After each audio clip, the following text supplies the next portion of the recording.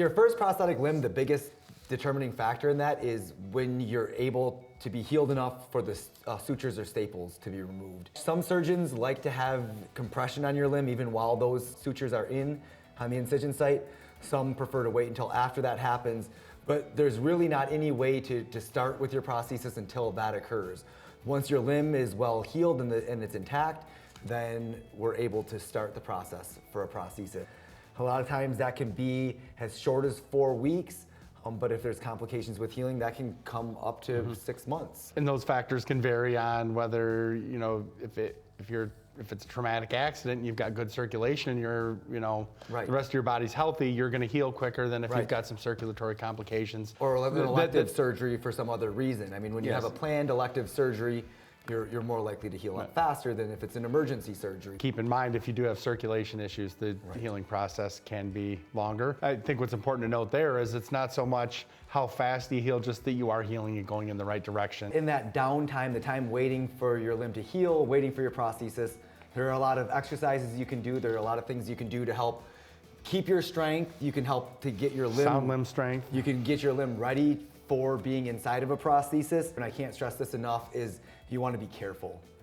Falling and hitting your limb is one of the biggest setbacks, you know, post-surgically, that, I mean, you can take this thing that could have been 3 to 6 months and you can extend it out to a year possibly. When you traumatize that residual limb, it's not the same way as when they went in surgically and closed everything up. There's going to be damage to the residual limb now, and the healing process is going to be even more compromised and a lot longer. Even though there are lots of exercises and a lot of things you can do, it's really important that you stay in close communication with your doctor, with a physical therapist, if you're able to start therapy before you have your prosthesis, about what is safe to do and what's not safe to do. During the healing process, that's a good time to, I mean, things that need to happen other than your limb healing before you're fit with the prosthesis is we want to try to get some shaping and volume reduction done prior to being fit with the preparatory prosthetic limb, because the purpose of the preparatory prosthesis is to get you into therapy. So the more we can reduce some of that post-surgical fluid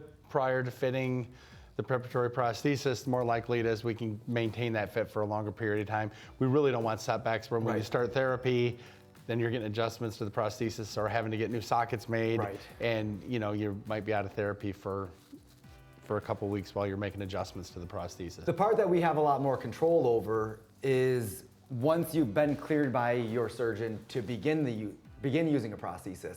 That's the part that becomes very critical. And I mean, I can't speak to what a standard of care would be or what everybody would do, but I can assure you that, you know, if you come to see Scott or myself, if you're without a prosthesis and your surgeon says you're ready, you're gonna move to the top of our list. I mean, we're gonna do everything we can to have you up and in a prosthesis within 7 to 10 days. And I mean, barring any setbacks, that really should be the standard, because we wanna stop this cycle of your body getting weaker, of the inactivity. We wanna start the process. And you know, you might think, well, why are you going so fast? You know, aren't you going to make sure that it's right? Well, the idea is that your leg is going to be changing so much. Yes. We're shooting at a moving target here in that first bit of rehabilitation, where from day to day, from week to week, your residual limb is going to have a completely different size and shape. So we want to get a starting point.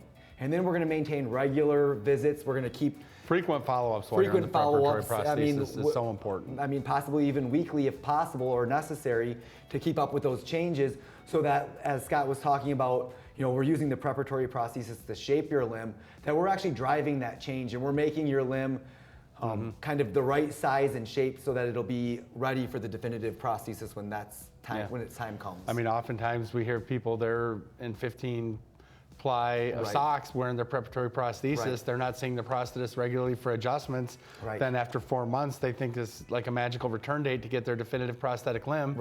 What happens when they get fit with that first definitive socket? Well, the new pressure, the tight fitting socket, the limb is going to shrink again. Triggers more limb atrophy. atrophy. Then you turn right back around and you're adding socks and you're doing all these things. So that's why the regular visits and adding padding to the inside of your socket, targeted buildups, you know, shaping your limb will help it to mature or accelerate the maturation of it, so that when you do get your definitive prosthesis, things are stable for longer.